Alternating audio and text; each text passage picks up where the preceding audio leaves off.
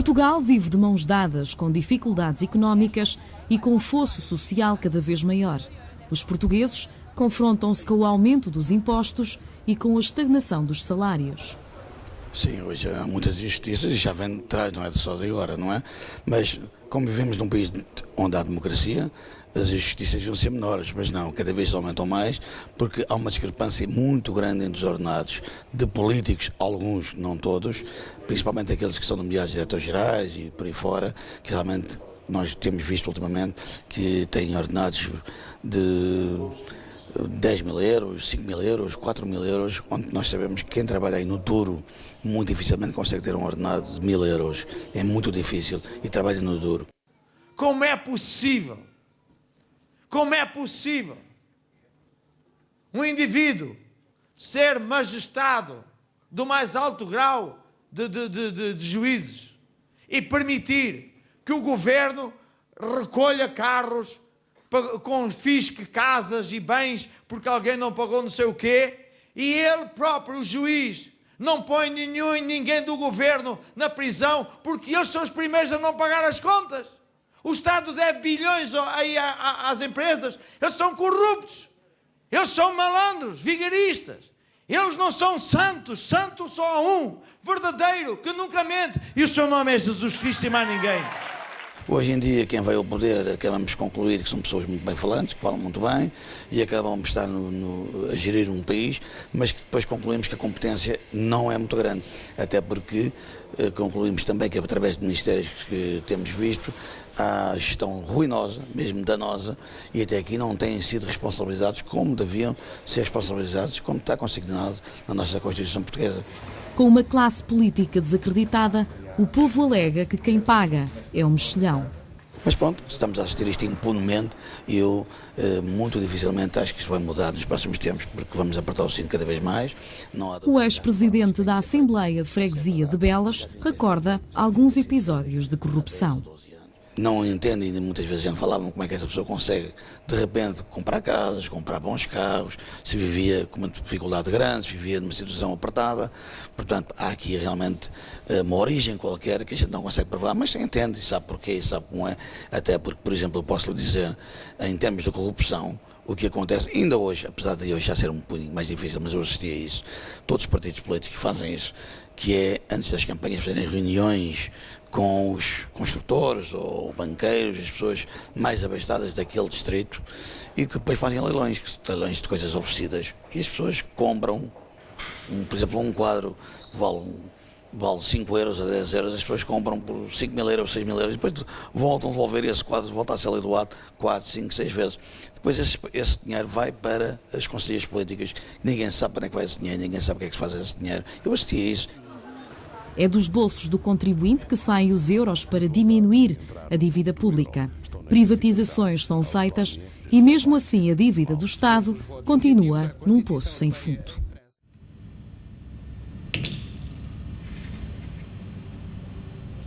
Para onde vai o dinheiro?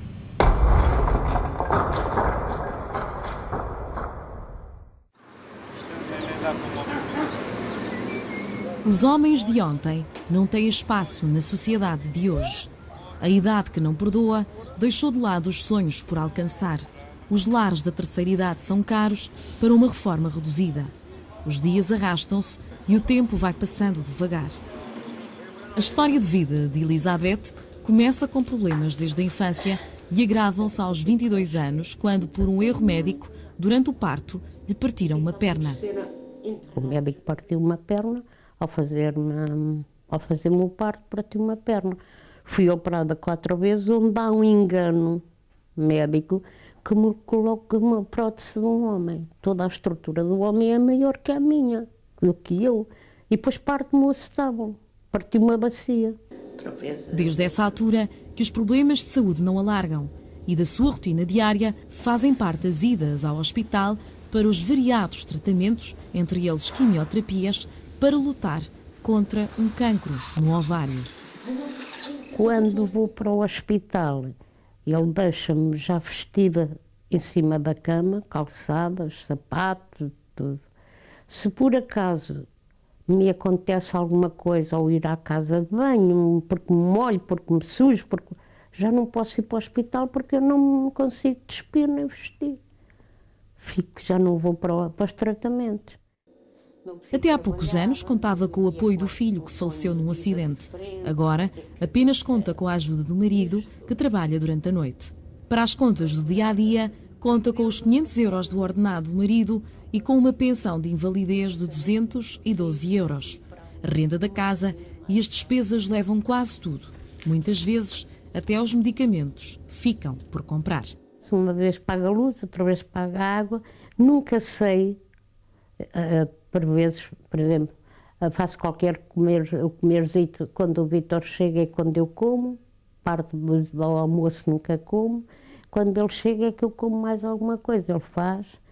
Mas não, quer dizer, o pouco que resta, fazendo de conta à minha pensão, resta muito pouco porque há, pois, a renda, desde a renda até o gás, a água, a luz, todas essas coisas assim. Então, mas sobra muito pouco dinheiro para comer, é isso? Sim, sim, quer dizer, não sobra muito, mas vamos comendo. Com a ajudinha de Nosso Senhor Jesus Cristo, nós vamos comendo.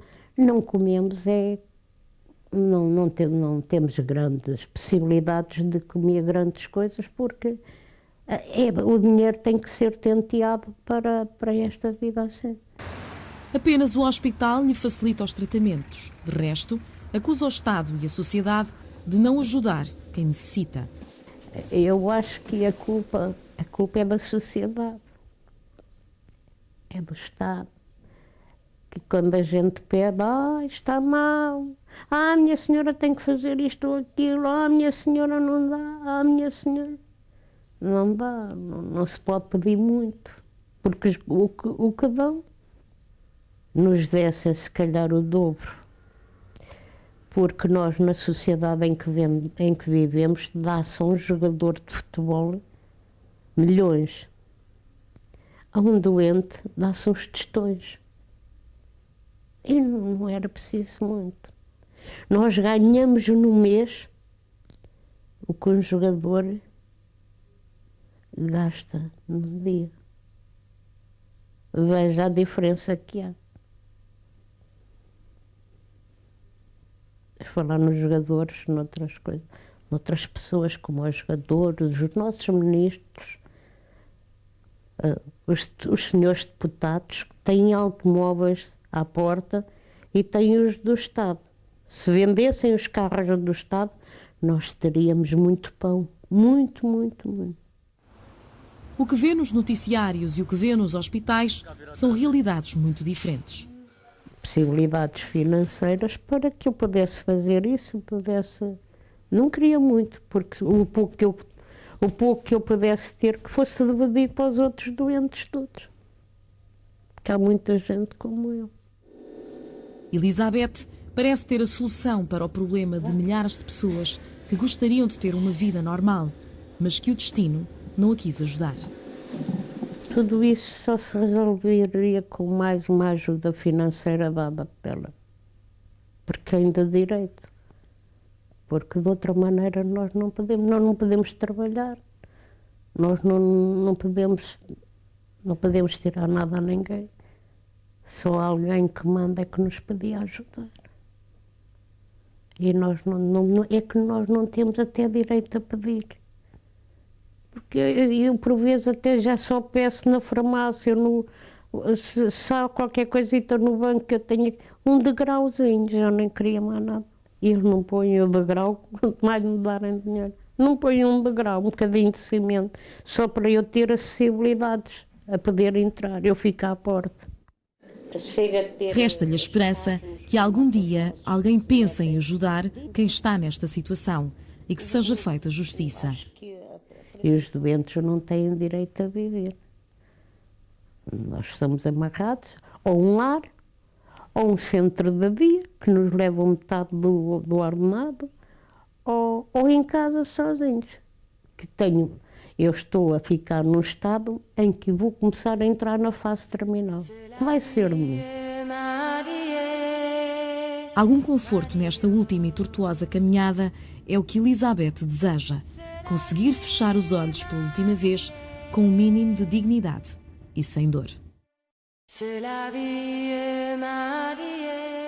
Nós ganhamos no mês o conjugador gasta no dia.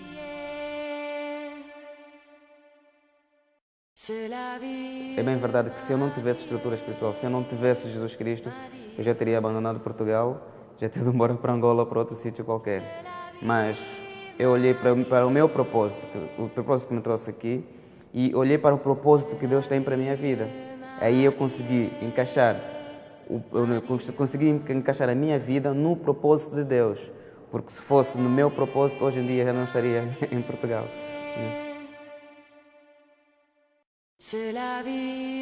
Como é possível? Como é possível? E ele próprio, o juiz, não põe ninguém do governo na prisão porque eles são os primeiros a não pagar as contas.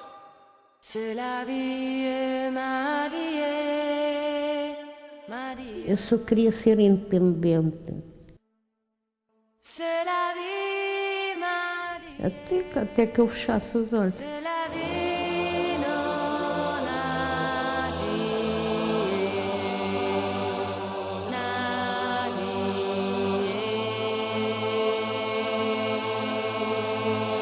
A justiça tapa os olhos à injustiça que está a ser feita.